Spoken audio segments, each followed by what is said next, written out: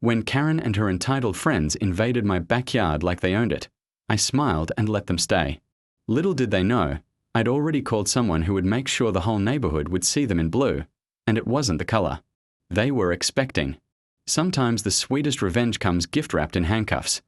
The sound of laughter piercing through her kitchen window made Sarah Chen freeze mid-chop, the knife hovering over the onion she'd been dicing for dinner.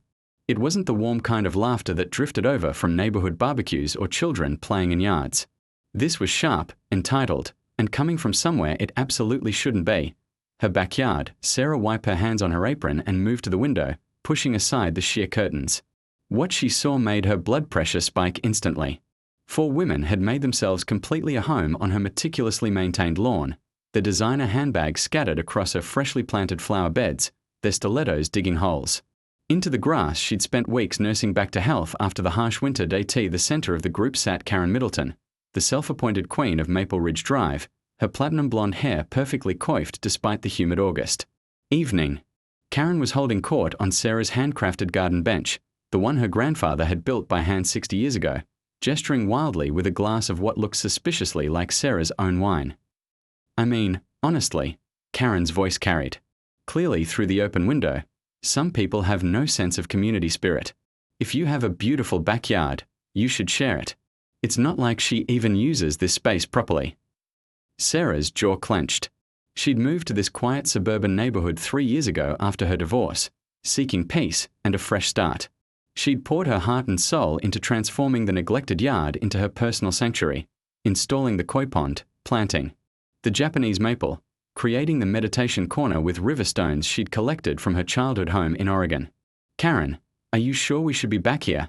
Asked Jennifer Walsh, one of Karen's usual followers, though her voice held a note of uncertainty. I mean, what if Sarah comes home? She works late every Thursday, Karen waved dismissively, taking another sip of wine. Besides, it's not like we are hurting anything. We are just appreciating the space. If anything, we are giving this yard the attention it deserves. The third woman, Monica Stevens, laughed shrilly. Remember when she had the nerve to complain about our book club meetings being too loud? This is poetic justice. Exactly, chimed in the fourth woman, whose name Sarah couldn't quite remember but whose face was familiar from various neighborhood gatherings. Maybe if she was more social, she could join us instead of hiding in that house like a hermit. Sarah felt her chest tighten with a familiar mixture of anger and hurt. She'd tried to be social when she first moved in. She'd attended the block parties, brought homemade cookies to new neighbors, even joined Karen's book club initially. But Karen had a way of making every gathering about herself, of turning every conversation into a competition, of making subtle digs that left Sarah feeling small and unwelcome. The final straw had been 6 months ago when Sarah had politely asked Karen to keep the music down during one of her backyard parties that had stretched well past midnight on a Sunday. Karen had smiled sweetly and agreed, then spent the next week telling anyone who would listen about Sarah's unreasonable demands and antisocial behavior. Now here Karen was, literally in Sarah's backyard, drinking Sarah's wine and insulting her to her friends. Sarah watched as Karen stood up and walked over to her prized orchid collection, housed in a small greenhouse Sarah had built herself. Karen peered through the glass, her manicured fingers leaving prints on the pristine surface. These are actually quite lovely, Karen mused, though I think they'd look better in my sunroom. The lighting is much better there. Are you thinking of asking her to move them? Jennifer asked, though she looked increasingly uncomfortable. Oh, I wasn't thinking of asking, Karen replied with that particular smile that Sarah had learned to recognize as dangerous. That was it. Sarah had reached her limit. She walked calmly to her phone and dialed a number she'd memorized but never had occasion to use. The line picked up on the second ring. Maple Ridge Police Department, Officer Martinez speaking. Hello, this is Sarah Chen at 1247 Maple Ridge Drive. I'd like to report a trespassing incident in progress. Her voice was steady, controlled. Are you in immediate danger? No, but there are 4 individuals who have entered my private backyard without permission. They've been here for at least 20 minutes. They're drinking alcohol on my property, and they're discussing taking my personal belongings. We'll have someone there within 10 minutes, Ms. Chen. Thank you. Sarah hung up and returned to the window. Karen was now examining Sarah's herb garden, plucking leaves from the basil plant and crushing them between her fingers. You know what this space needs, Karen announced. A proper entertaining area. Maybe some of those string lights like I have. And definitely better furniture. This bench is so rustic it's practically primitive. Sarah's hands curled into fists. That bench held more memories than Karen could ever understand. Summer evenings with her grandfather, learning about wood grain and the satisfaction of creating something beautiful with your own hands. Her grandmother's stories about their courtship, shared while they sat together watching the sunset. The countless hours Sarah had spent there after her divorce, finding peace in the simple act of being still. We should really talk to the homeowners association about community garden spaces, Monica added. Some of these yards are going to waste with people who don't know how to properly utilize them. Brilliant idea, Karen agreed. I'll bring it up at the next meeting. We could probably get approval to use underutilized spaces for community events. The casual way they discussed appropriating her sanctuary, her safe space, made Sarah's vision blur with rage. But she forced herself to remain calm. Justice was coming, and she wanted to be composed when it arrived. She moved away from the window and returned to preparing dinner, though her hand shook slightly as she resumed chopping. The sound of their laughter continued to drift through the window, each peel feeling like fingernails on a chalkboard. Exactly 8 minutes later, Sarah heard the subtle sound of car doors closing in front of her house. She glanced out the front window and saw 2 police officers walking up a driveway, their expressions professional and alert. Sarah opened her front door before they could knock. Ms. Chen. The first officer, a woman with kind eyes and graying hair, extended her hand. I'm Officer Davis. This is Officer Martinez. You called about trespassing. Yes, thank you for coming so quickly. They're in my backyard. Sarah gestured toward the back of the house. You can access it through the side gate there, or through my house if you prefer. We'll go around, Officer Davis said. Please stay inside while we handle this. Sarah nodded, though every fiber of her being wanted to witness Karen's reaction. Instead, she moved to her living room window, which offered a partial view of the backyard. She watched as the 2 officers rounded the corner of her house, their presence immediately commanding attention. The laughter stopped abruptly. Good evening, ladies. Officer Davis's voice carried clearly across the yard. We've received a report of trespassing. Can you tell me what you're doing here? Sarah couldn't see Karen's face from her angle, but she could imagine the expression of shock and indignation. Officers, I think there's been some misunderstanding. Karen's voice had lost its casual confidence, taking on the artificially sweet tone she used when trying to manipulate situations to her advantage. We are neighbors. We were just admiring Sarah's garden. Are you the homeowner? Officer Martinez asked. Well, no, but do you have permission to be on this property? The pause that followed was delicious. We assumed, it's just a backyard. We are not hurting anything. This is private property. Regardless of your intentions, being here without the owner's permission constitutes trespassing. Officer Davis's tone remained professional but firm. I'm going to need to see identification from all of you. Sarah heard a collective intake of breath from the group. She could picture their faces, the dawning realization that their casual entitlement had real consequences. This is ridiculous, Karen's voice rose, the sweet facade cracking. We are respectable members of this community. We are not criminals. Nobody said you were criminals, Officer Martinez replied calmly. But trespassing is a misdemeanor offense. Please provide your identification. What followed was the rustling of purses and muttered complaints as the 4 women complied. Sarah watched through the window as each woman handed over their driver's licenses, their earlier confidence evaporating. Is that wine you're holding? Officer Davis asked, another pause. Yes, but consuming alcohol on someone else's private property without permission is also problematic. Whose wine is it? I'm not sure, Karen stammered. You're not sure whose wine you're drinking? Sarah smiled grimly. The wine was from a bottle she'd left on her patio table after dinner the night before, a 30-year-old vintage her grandfather had saved for special occasions. She'd been planning to bring it inside but had forgotten. Seeing Karen casually helping herself to it had been particular. The morning after the trespassing incident, Sarah woke to the sound of her doorbell ringing incessantly. She glanced at her bedside clock, 6:47 a.m. Her stomach dropped. Nothing good ever came from visitors before 7 in the morning, she pulled on her robe and padded to the front door, peering through the peephole. A man in a crisp uniform stood on her porch, clipboard in hand, looking official and impatient. Behind him, she could see a white truck with City Building Inspector emblazoned on the side. Sarah's blood ran cold. She opened the door cautiously. "Ms. Chen." The man's voice was brisk, professional. "I'm Inspector Williams with the City Building Department. We've received multiple complaints about unpermitted structures on this property. I need to conduct an immediate inspection." "Complaints?" Sarah's voice came out as barely a whisper. "What kind of complaints?" Inspector Williams consulted his clipboard. "Let's see. Unpermitted greenhouse structure, unapproved koi pond installation, potential electrical violations with outdoor lighting, and..." He flipped a page. "Concern about property line encroachment with your garden beds." Each item hit Sarah like a physical blow. Every single thing he'd mentioned was something she'd poured her heart into creating over the past 3 years.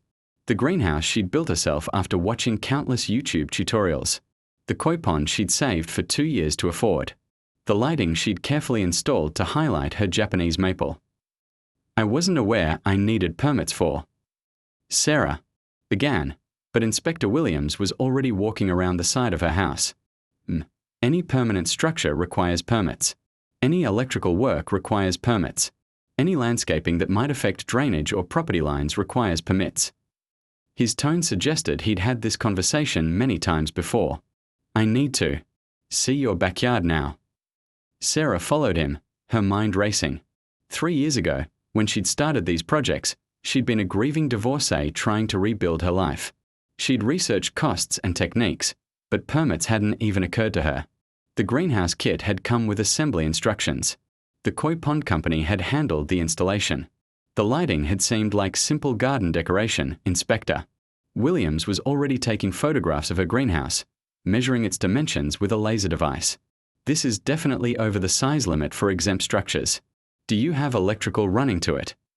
"Just a small heater for winter," Sarah admitted, her heart sinking. "Unpermitted electrical work." He made a note on his clipboard. "That's a serious violation."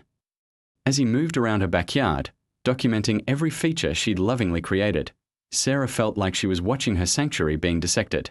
The koi pond, too close to the property line. The garden beds, potentially encroaching on city easement. The lighting, improper electrical installation. "I'm going to need you to cease all use of these unpermitted structures immediately pending review," Inspector Williams said, handing her a bright orange notice. "You have 30 days to submit proper permit applications and bring everything up to code, or you'll face daily fines and potential forced removal." Sarah stared at the notice, the words blurring. Daily fines of $500. Potential costs of bringing everything up to code that could easily reach tens of thousands of dollars. The possibility of having to tear down everything she'd built. "Who filed these complaints?" she asked quietly. Inspector Williams shrugged. Anonymous tip line. "We get several a day." But his expression softened slightly as he took in Sarah's obvious distress. "Look, Ms. Chen, I'm not trying to ruin your day. Your yard is beautiful, really beautiful. But the city has rules for a reason. Get an architect, pull the proper permits, and most of this can probably be resolved." After he left, Sarah stood in her backyard holding the orange notice, feeling like she'd been punched in the gut. An architect would cost thousands. Permits would cost thousands more. Bringing everything up to current code might require completely rebuilding structures. She couldn't afford to rebuild. Her phone buzzed. Another text from the unknown number. "Enjoying your morning visit? This is what happens when you mess with the wrong person." Sarah screenshot the message and added it to her evidence folder, her hands shaking with rage. Karen's revenge was swift, calculated, and devastating, but Sarah wasn't done investigating. She spent the next hour on the city website, learning about complaint procedures. Anonymous tips required some basic information to be actionable, but the real revelation came when she discovered that complaint records, while not revealing the complainant's identity, did show the time and date of submission. 4 complaints had been filed yesterday at 11:43 p.m., less than 3 hours after the police incident. Sarah's phone rang. Jennifer Walsh's name appeared on the screen. Sarah almost declined the call, but curiosity won. Sarah. Jennifer's voice was strained, apologetic. I needed to call you. About last night. What about it? I'm so sorry. I never wanted things to go that far. Karen said you wouldn't mind, that you'd mentioned your yard was for the community to enjoy. Sarah's grip tightened on the phone. I never said that, Jennifer. You know I never said that. I know. Jennifer's voice was barely audible. I know you didn't. Karen. She has a way of making things sound different than they are. But Sarah, you need to know, she's not done. She was furious last night. She spent hours on her computer after we all went home. What do you mean? She was researching everything she could about you, your property, looking for ways to get back at you. She called it teaching you a lesson about community cooperation. Sarah closed her eyes.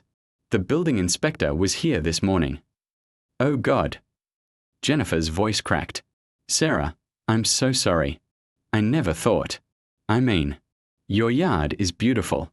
You've worked so hard on it. Jennifer, I need to ask you something, and I need you to be honest with me. Did Karen take pictures of my backyard last night? A long pause. Yes. She was taking photos of everything with her phone. She said she was documenting safety concerns for the neighborhood association. The pieces clicked into place. Karen hadn't just trespassed, she'd conducted reconnaissance. Every detail Inspector Williams had mentioned corresponded to something visible in her backyard. Karen had systematically catalogued everything that might possibly be a code violation and then reported it all. Jennifer, I need another favor. I need you to think carefully about everything Karen said last night. Every detail you can remember. Why? Because I'm going to fight this. And I'm going to need evidence that this was a coordinated attack, not legitimate safety concerns. Jennifer was quiet for a long moment. She did say something about making sure you learned your place in the neighborhood. And she was angry about the citations. Really angry. She kept saying you'd made her look like a criminal in front of everyone. Will you put that in writing? Sarah, I can't get involved in a fight between you and Karen. She's not someone you want as an enemy. She's already made herself my enemy, Sarah replied quietly. The question is whether you're going to help me defend myself or let her destroy everything I've built here. After Jennifer hung up, without committing to help, Sarah walked through her backyard one more time. The orange notice flooded in.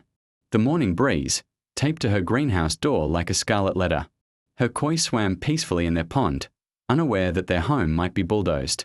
Her orchids sat in their forbidden greenhouse, dependent on the heating system she was no longer allowed to use. But as Sarah stood there, something shifted inside her. The initial panic and despair began crystallizing into something harder, more focused. Karen had chosen to escalate this conflict, but she'd made a crucial mistake. She'd left a paper trail. Sarah went inside and called her office, taking a personal day. Then she drove to the city planning department, requesting copies of all complaints filed against her address. She visited the county recorder's office, pulling property records and easement maps. She stopped at an internet cafe and created a new email address, then spent 2 hours researching Karen's own property improvements. Karen's backyard renovation 3 years ago had been extensive. Pool installation, outdoor kitchen, extensive. Lighting, a gazebo that looked suspiciously close to the property line. All projects that would have required permits. At 3 p.m., Sarah called the city's anonymous tip line.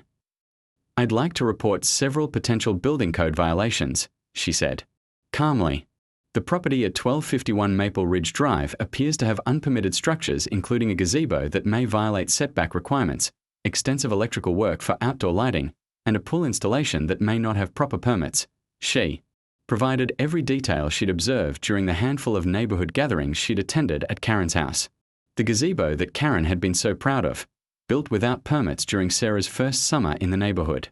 The elaborate lighting system Karen had installed the following year. The outdoor kitchen she'd added last summer, complete with gas lines that definitely required permits. After she hung up, Sarah felt a grim satisfaction. Karen wanted to play games with building inspectors? Two could play that game. Her phone buzzed. With another text from the unknown number. Hope you enjoyed your wake-up call. There's more coming if you don't learn to be a better neighbor. Sarah stared at the message, then typed back, looking forward to it. I've always been a quick learner. She hit send befo. Sarah woke the next morning to the satisfying sound of official vehicles pulling up to Karen's house. Through her bedroom window, she watched as not one but two city inspector trucks parked in front of 1251 Maple Ridge Drive, followed by what appeared to be a fire department vehicle. It was Thursday, Karen's book club day. Sarah glanced at her clock, 9:15 a.m. Perfect timing. She made herself a cup of coffee and settled into her living room chair with a clear view of the unfolding drama. Karen's weekly book club was scheduled to start at 10 a.m., and the guests usually arrived early to admire Karen's pristine home and perfectly manicured garden. This morning, they'd have quite a show. The first book club member to arrive was Patricia Henley, the neighborhood's self-appointed social coordinator. Patricia pulled into Karen's driveway just as Inspector Rodriguez from the building department was taking measurements of Karen's gazebo. Sarah watched Patricia's confusion as she approached the front door, only to be intercepted by the inspector. You'll need to park on the street, Inspector Rodriguez called out. This is an active inspection site. Through her open window, Sarah could hear Patricia's flustered response, but I'm here for book club. Karen's expecting me. You'll have to wait until we are finished. More book club members began arriving. Monica Stevens, Jennifer Walsh, and three other women Sarah recognized from neighborhood gatherings. They clustered on the sidewalk, their designer handbags and carefully chosen outfits looking increasingly out of place as more official vehicles arrived. Sarah's phone buzzed. A text from Jennifer. What's happening at Karen's house? There are inspectors everywhere. Sarah typed back, anonymous tip, I imagine. Same system Karen used yesterday. The front door of Karen's house flew open, and Karen emerged in her silk pajamas and robe, her hair in curlers. Even from across the street, Sarah could see the panic and fury on her face as she surveyed the scene. Her driveway blocked by official vehicles, her book club guests trapped on the sidewalk, and inspectors swarming her property. What is the meaning of this? Karen's voice carried clearly across the street. I wasn't notified of any inspection. Inspector Rodriguez looked up from his clipboard. We respond to complaints within 48 hours when safety violations are reported. We are here regarding unpermitted structures and potential electrical hazards. This is harassment. Karen's voice rose to a shriek. I know exactly who's behind this. She spun around, her eyes immediately finding Sarah's house. Even at a distance, Sarah could feel the fury radiating from Karen's glare. Sarah raised her coffee mug in a mock toast and took a deliberate sip. The fire inspector emerged from behind the house, shaking his head. Your outdoor kitchen's gas line installation is definitely not up to code.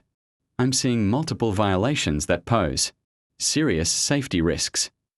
Karen's face went pale. The outdoor kitchen had been her pride and joy, featured in 3 different neighborhood newsletter articles about entertaining spaces that wow. She'd hosted the previous summer's block party around that kitchen, basking in compliments about her vision and attention to detail. There must be some mistake, Karen stammered. Everything was installed by professionals. Licensed professionals? Asked Inspector Martinez, who had joined the conversation. Because there are no permits on file for this work. Patricia Henley stepped forward, her voice dripping with false concern. Karen, dear, should we reschedule book club? This seems like a rather stressful time. The question was clearly meant to be supportive, but Sarah could hear the underlying curiosity. Patricia was the neighborhood's primary source of gossip, and she was witnessing Karen's perfect facade cracking in real time. No. Karen's response was sharp, desperate. This is all a misunderstanding. We are having book club as planned. But as more violations were discovered, the gazebo built too close to the property line, electrical work done without permits, improper drainage from the pool area, Karen's composure continued to deteriorate. I'm afraid I need you to cease use of the outdoor kitchen immediately, the fire inspector said, placing a red tag on the stainless steel appliances. This gas line installation is a serious safety hazard. You can't do that. Karen protested. I'm hosting a gathering in an hour. I'm sorry, but public safety takes precedence over social events. Sarah watched as Karen's perfect morning dissolved into chaos.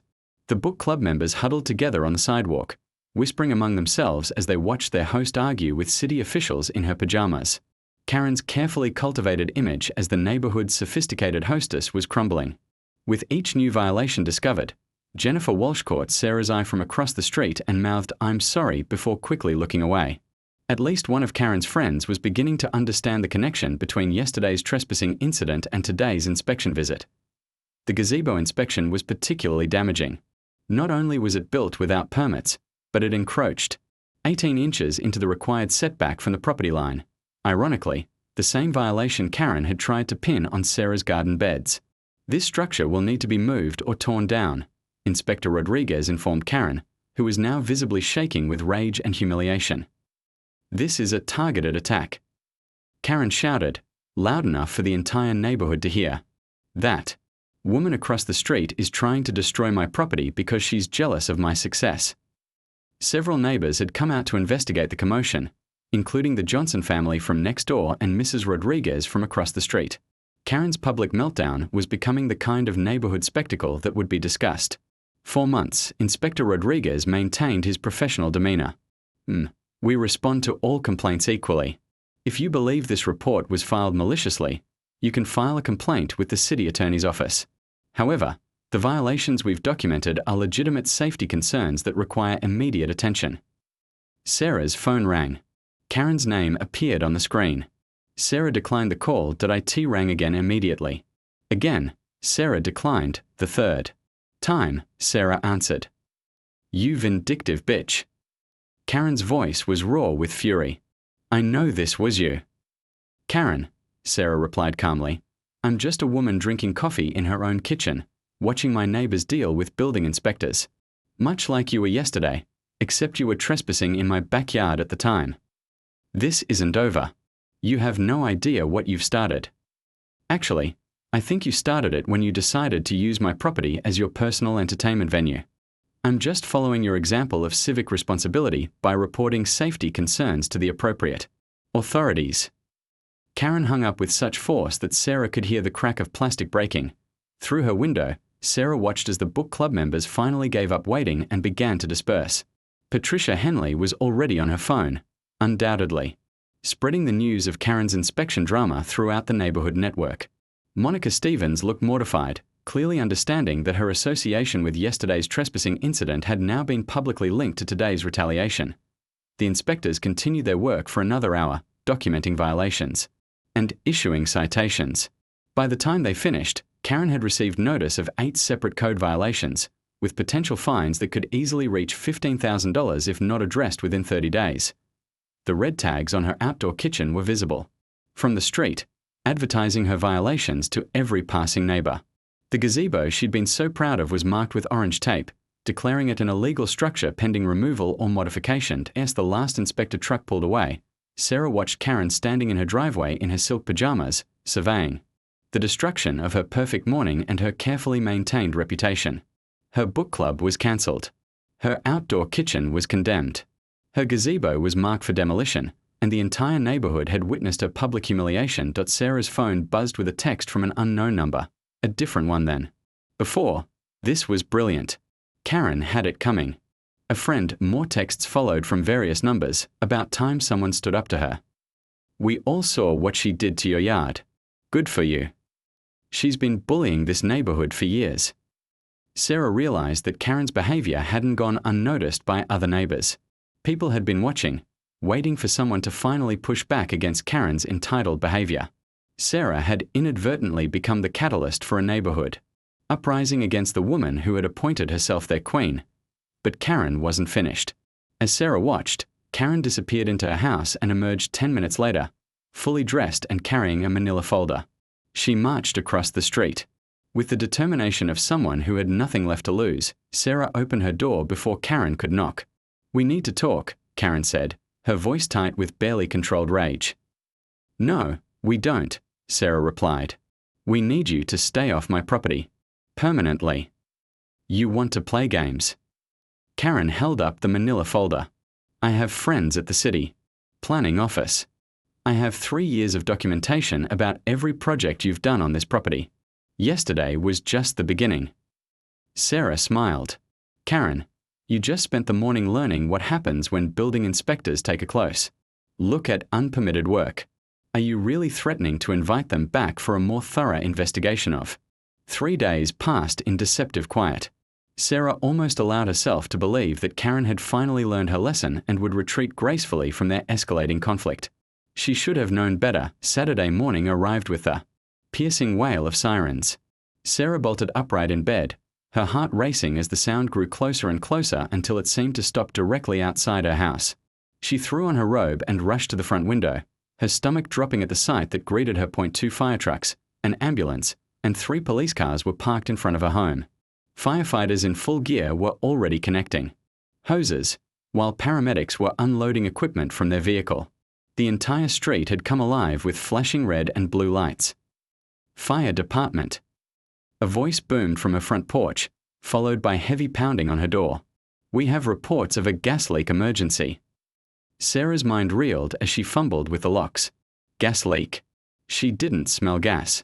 Her house was all electric except for the water heater in the basement, which she had inspected just 6 months ago. She opened the door to find Fire Captain Williams, his face grim with concern. We need to evacuate you immediately.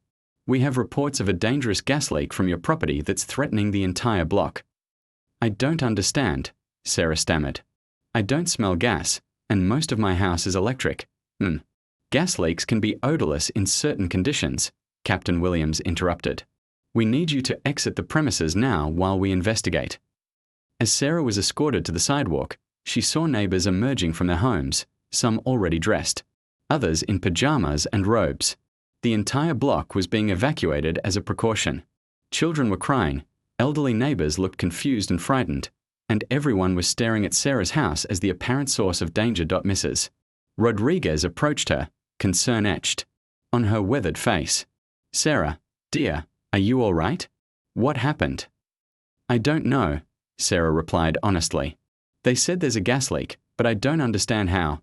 She stopped mid-sentence as she spotted Karen across the street, standing in her driveway with her arms crossed, watching the chaos with undisguised satisfaction. Karen was fully dressed, in designer clothes and perfect makeup, unusual for 7 a.m. on a Saturday morning. It was as if she'd been waiting for this moment. Their eyes met across the chaos of emergency vehicles, and Karen's smile was cold and triumphant. Sarah felt the pieces clicking into place. The anonymous report. The early morning timing designed for maximum disruption and embarrassment. The way Karen was positioned to watch the show unfold. Excuse me, Sarah called to Captain Williams. Who reported this gas leak? Anonymous call. Came in at 6:45 this morning, he replied, not looking up from his handheld gas detector.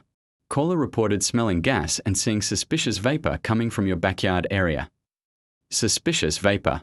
Sarah's blood began to boil. At 6:45 a.m., the only vapor visible in any backyard would be morning mist or possibly steam from her hot tub, which she occasionally used early in the morning before work. The firefighters spent 40 minutes methodically checking every inch of her property with gas detection equipment. They tested the water heater, examined every connection, and even dug around the gas meter outside. The reading was the same everywhere. No gas leak detected. We are not finding any evidence of a gas leak, Captain Williams informed her, his expression shifting from concern to irritation. Our equipment is highly sensitive, and we are reading normal atmospheric levels throughout your property. So this was a false alarm. It appears so. Either the leak was intermittent and has stopped, or... He paused, his professional training clearly warring with his growing suspicion.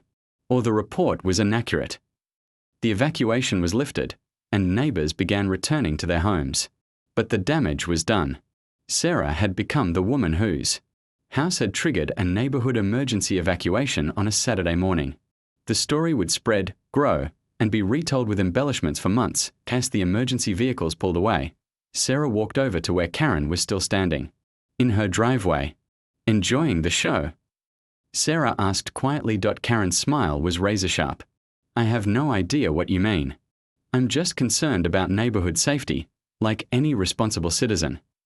A responsible citizen who happens to be fully dressed and made up at 7 a.m. on a Saturday, positioned to watch the emergency response to a gas leak that doesn't exist. I'm an early riser, Karen replied smoothly, and I always look presentable when I leave my house, unlike some people who wander around in bathrobes for the whole neighborhood to see. The calculated cruelty of the comment, referencing Sarah's forced evacuation in her robe, confirmed what Sarah already knew. This had been another carefully orchestrated attack designed to humiliate and destabilize her. You called in a false emergency report, Sarah said. That's a serious accusation.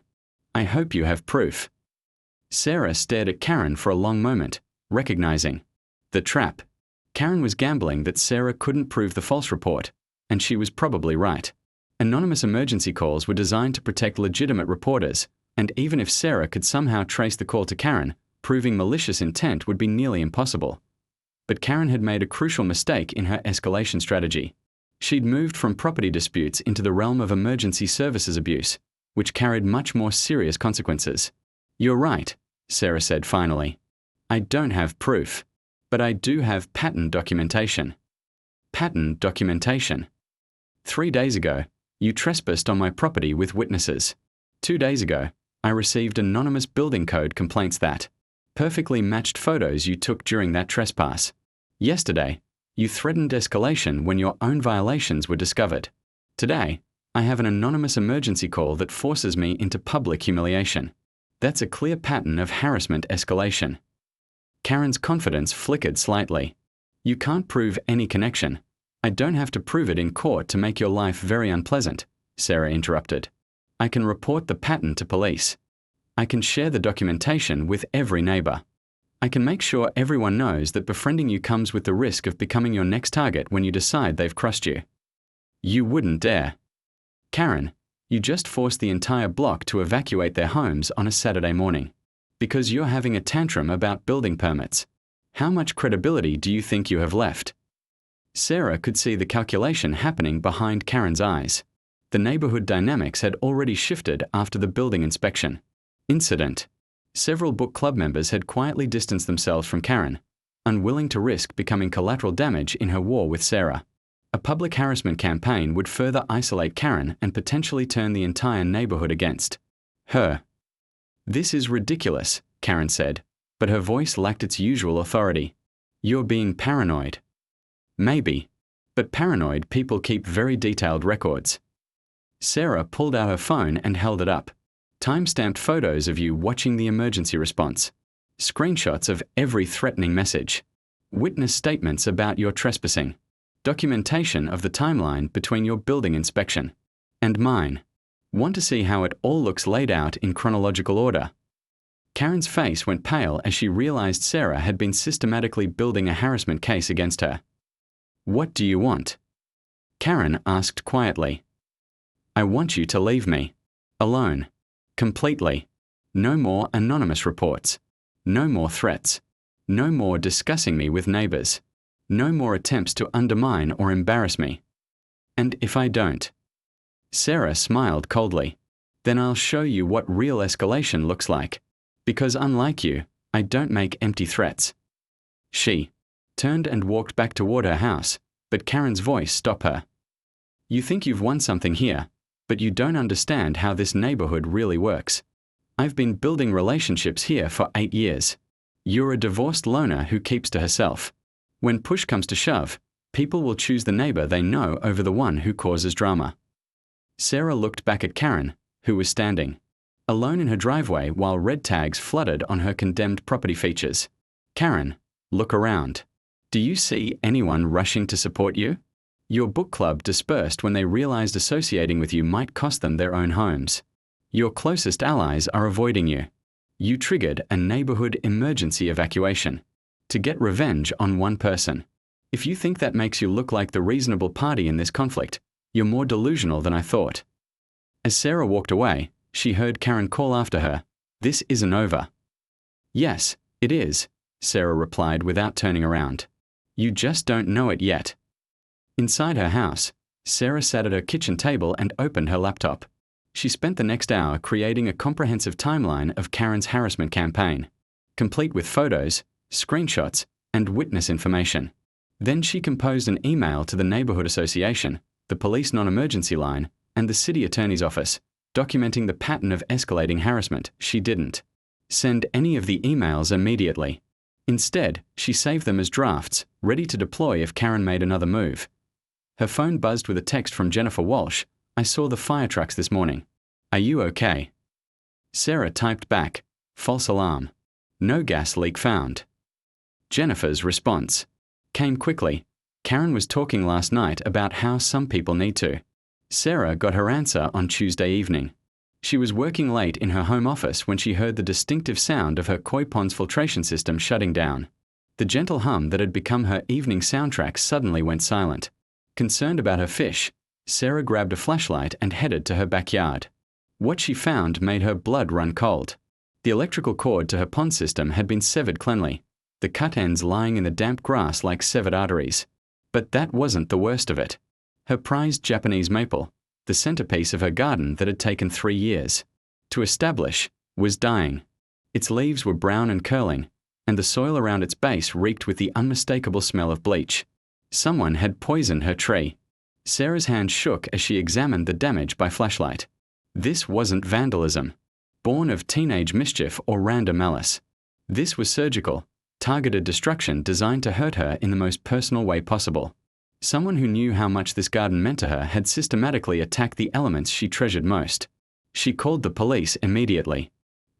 "This is definitely criminal mischief," Officer Davis said, the same officer who had handled the original trespassing incident. She was documenting the damage with photos and measurements. The property damage value easily exceeds the threshold for felony charges. "Can you tell when this happened?" Sarah asked. "Based on the condition of the tree and the fact that your pond system was working this morning, I'd estimate sometime between 2 and 6 p.m. today. Did you notice anyone unusual in the area?" Sarah's mind raced. She'd been in video conferences most of the afternoon with her office windows closed. Someone could have easily accessed her backyard during that time. "Officer Davis, I need to show you something," Sarah said, pulling out her phone. She scrolled to her evidence folder. "I've been documenting a pattern of escalating harassment from a neighbor. This fits the timeline perfectly." As Sarah walked Officer Davis through the timeline, the trespassing, the building code complaints, the false emergency call, she watched the officer's expression grow increasingly serious. "Ms. Chen, this appears to be a clear pattern of targeted harassment. Do you have any direct evidence linking your neighbor to tonight's vandalism?" "Not yet, but..." Sarah's phone lit up with a text from an unknown number. "Beautiful garden. Would hate to see anything else happen to it." She held the phone out to Officer Davis, who immediately took photos of the message. I need you to forward that message to me immediately. We are going to trace this number." Officer Davis's professional demeanor had shifted into something harder, more focused. "This is no longer simple property dispute. We are looking at criminal harassment, stalking, and destruction of property." After Officer Davis left, Sarah sat on her grandfather's bench, staring at her dying tree in the darkness. 3 years of careful nurturing, destroyed in an afternoon. Her koi were already showing signs of stress without their filtration system. The garden that had been her sanctuary was becoming a crime scene. Her phone rang. Karen's name appeared on the screen. "Hello, Sarah." Karen's voice was eerily calm, almost cheerful. "I heard there was some trouble in your backyard tonight." "How did you hear that?" "Oh, you know how quickly news travels in our little neighborhood. Police cars always draw attention." Sarah felt a chill run down her spine. There was something different about Karen's tone, a detached quality that was more unsettling than her previous anger had been. "Karen, if you had anything to do with..." "With what?" "I've been home all evening with my book club friends. We are discussing Gone Girl, fascinating book about what happens when marriages fall apart and people become unstable." The casual reference to Sarah's divorce, delivered with such calculated cruelty, confirmed what Sarah already suspected. "You're making a mistake," Sarah said quietly. "Am I? Because from where I'm standing, it looks like your perfect little garden is falling apart, just like everything else you touch." Sarah ended the call and immediately forwarded the recording to Officer Davis. Most people didn't realize that smartphones automatically recorded calls when certain security features were enabled, a fact Sarah had discovered and activated after the first threatening text. But as she sat in her damaged garden, Sarah realized something had fundamentally changed. Karen's escalation from civil harassment to criminal destruction meant the gloves were completely off. This was no longer about property disputes or neighborhood politics. Karen was trying to destroy everything Sarah cared about, piece by piece. The next morning brought fresh horrors. Sarah woke to find her front yard littered with flyers. Dozens of them, scattered across her lawn and taped to neighboring mailboxes, lampposts, and car windshields. The heading read, "Dangerous Neighbor Alert." The flyer, designed to look like an official neighborhood watch notice, contained a twisted version of recent events. It described Sarah as an unstable individual who had made false accusations against longtime residents, engaged in harassment campaigns against neighbors, and created safety hazards that had required emergency response. The flyer included Sarah's full name, address, and a distorted account of every incident from the past week, painted to make her look like a dangerous, vengeful person who was targeting innocent neighbors. At the bottom, in smaller print, it read, "Residents are advised to avoid interaction with this individual and report any suspicious behavior to neighborhood watch coordinators." Sarah stood on her front porch in her bathrobe, holding one of the flyers with shaking hands. Karen had launched a full-scale character assassination campaign, distributing lies to every house in a 6-block radius. Her phone started ringing. Almost immediately. "Sarah." It was Mrs. Rodriguez, her voice thick with concern. "I found this flyer on my car this morning. This is terrible. Who would do such a thing?" "Mrs. Rodriguez, none of that is true. I can explain everything." "Of course, dear. I've lived next to you for 3 years. I know what kind of person you are. But Sarah, whoever did this went to every house in the neighborhood. People are talking." After hanging up, Sarah walked through the neighborhood, collecting as many flyers as she could find. Some residents saw her coming and quickly looked away, clearly uncomfortable. Others, like the Johnson family, came out to help her collect the libelous materials and express their support. But the damage was done. Karen had poisoned the well of neighborhood opinion, creating doubt and suspicion that would linger long after the truth came out. Sarah was taking photos of the flyers for evidence when Jennifer Walsh approached her cautiously. "Sarah, I need to tell you something," Jennifer said, glancing around nervously. "Karen's lost it. Completely lost it." "What do you mean?" "Last night, after book club, she was ranting about you for hours. She's convinced you're trying to destroy her life, that you're some kind of sociopath who moved here specifically to target her." Jennifer's voice dropped to a whisper. "She's talking about making you move away. Whatever it takes." "Did she admit to vandalizing my garden?" Jennifer looked terrified. "She didn't admit it, but, Sarah, she knew details about the damage that nobody should have known. She described your tree, your pond system, everything. She was smiling when she talked about it." Sarah felt ice in her veins. "Jennifer, you need to tell this to the police." "I can't. She's threatened me too. She knows about the work my husband did on our deck without permits. She knows about our tax situation from when I confided in her during my divorce. She has dirt on half the neighborhood, and she's not afraid to use it anymore."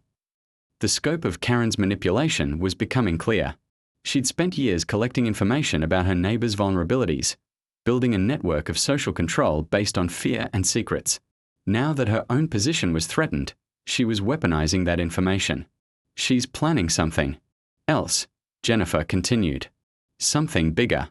She kept talking about final solutions and permanent fixes. "Sarah, I think you need to consider moving. For your own safety." After Jennifer left, Sarah sat in her vandalized garden, surrounded by the evidence of Karen's escalating campaign. Her tree was beyond saving. Her pond system would need complete replacement. Her reputation in the neighborhood was under systematic attack. Karen had declared total war, and she was using weapons Sarah had never even considered: libel, character assassination, social manipulation, and criminal destruction. But as Sarah looked at the flyers scattered around her, she noticed something Karen had overlooked in her rage. The printing was high quality, expensive. The design showed professional layout skills. The distribution had been systematic and thorough. This kind of campaign required significant time, money, and planning. Karen had spent hours designing these flyers, hundreds of dollars printing them, and considerable effort distributing them throughout the neighborhood, all of which created a paper trail. Sarah called Officer Davis. "Officer, I need to report a criminal libel campaign. I have evidence of systematic character assassination, and I believe it's connected to last night's vandalism. Ms. Chen, collect every flyer you can find. Don't let anyone throw them away. We are going to trace the printing, the paper, the design software, everything. Your neighbor just escalated this to felony harassment and defamation." As Sarah hung up, she realized Karen had made her biggest mistake yet.